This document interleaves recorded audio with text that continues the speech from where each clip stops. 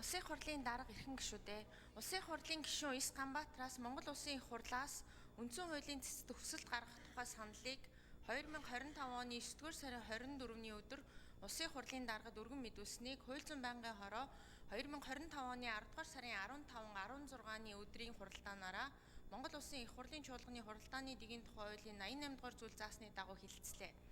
Байнгын хорооны хуралдаанд Улсын хурлын гишүүн Эс Ганбаатар Монгол Улсын их хурлаас үндсэн хуулийн цэцэд гарах саналын талаар танилцуулсан бөгөөд уг асуудалтай холбогдуулан Улсын хурлын гишүүн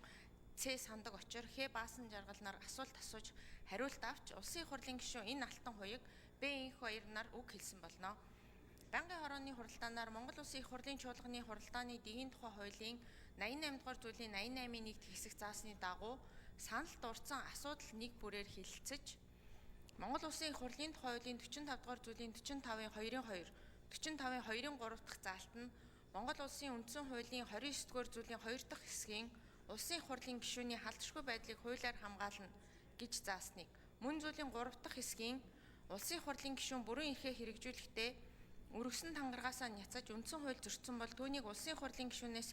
эгүүлэн татах үндслэл болно. Улсын их хурлын гишүүн гэмт хэрэгт холбогдсон тухай асуудлыг Улсын их хурлын чуулганаар хэлэлцэж бүрэн эрхийг нь төтгөлзүүлэх хэсгийг шийдвэрлэнэ. Уул гишүүн гэмт хэрэг үйлдсэн гэж шүүх тогтоовол Улсын их хурл түүнийг гишүүнээс нь эгүүлэн татлана гэж заасныг тус зөрчсөн хэсэг талаарх Монгол Улсын их хурлаас үндсэн хуулийн цэцэд хүсэлт гаргах тухай Улсын их хурлын гишүүний саналыг хуралдаанд оролцсон гишүүдийн олонх буюу 53.8% дэмжсэн болно.